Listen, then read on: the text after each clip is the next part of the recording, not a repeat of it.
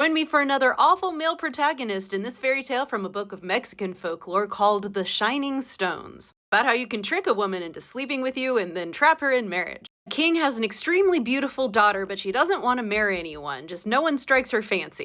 He also has the second sight, and any man who arrives to talk with her, she can already tell what he's going to say, so nothing surprises her or interests her. So her father decides that any man in the whole kingdom can marry his daughter if they can manage to tell her 3 riddles she doesn't know the answer to. If he fails, he will be punished, so it's a risk. In that country lives a poor ranchero. When he hears about this, he says, "Mother, make me some tortillas. I'm gonna go to the palace and win the princess." Mom's like, "Son, they will execute the men who fail. Do you want to lose your head?" And he's like, "I'm gonna do it," and hops on his burro and leaves.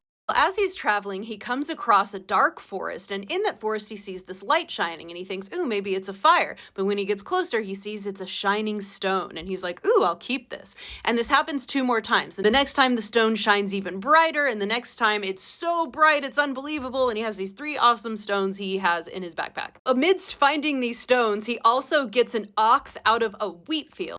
He says, ooh, that'll be my first riddle for the princess. I drove the good out of the better, the ox out of the field. Later, he's really thirsty, and so he licks the sweat from his burrow, and he says, this will be the next one. I drink water, not rain from the skies or gushing from the earth. It was donkey sweat. The next thing that happens to him that he makes into a riddle is he sees this sow giving birth to pigs, but she's like struggling. So he cuts the piglets out of the sow, and then he takes the smallest one and roasts it and eats it. He roasts it using papers from a book, and so he says, okay, my 3rd riddle is that I ate meat that was never born, roasted on words. I almost didn't tell you all of that because the riddles are actually not gonna matter. When he gets to the castle, they're like, all right, you can give her the riddles tomorrow, but you're gross and poor, so you're gonna sleep in the chicken coop tonight. So while he's out in the chicken coop, he uncovers the first stone and it makes this amazing light, and the princess sees it from her window, so she sends her maids to find out what it is. They come back and they're like, it's the most amazing glowing stone. The princess is like, go get that stone from that boy for me, whatever the cost. And so they go, and he's like, I won't sell it to her, but I'll give it to her if she'll let me sleep outside her bedroom. And so the maids go back and they tell her, and she's like, ooh, I don't know about that. The maids are like, I mean, he'll be outside. How can he harm you? And she's like, okay. So that night he spends the night outside her door. She gets the first stone. So the second night, same thing happens with the second brighter stone. This time he wants to sleep at the foot of her bed. And again, she's like, I don't know. And the maids are like, we'll be in the room with you. It'll be okay. And so she agrees and lets him do that. The third night, when she wants the 3rd stone, he says, all right, what I want in return is that the princess has to say no to everything I tell her. So the maids are like, oh, this is great, princess, this is fine. If he tries to get with you, you can just say no. So he shows up in her bedroom to sleep at the foot of her bed again, and he says, princess, you won't mind if I take this 3rd stone back, will you? And she has to say no. Then he says, oh, the 2nd stone, you won't be offended if I take that, will you? And she's like, no. And then he does the same thing with the 1st stone, and he has all 3 stones back because she has to say no.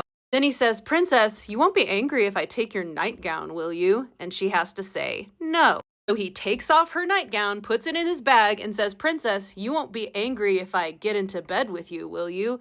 And she has to say no. And so he gets into bed with her, heavily implied, banging happens that night. But while he's asleep, the princess talks to him in his sleep and gets the answer to those riddles he made up in his sleep. So the next morning when he shows up to give the riddles, she knows all the answers. For being wrong, he is supposed to receive 50 blows that will kill him. And he says, hey, what if I can sell the blows? And they're like, okay, I guess sure.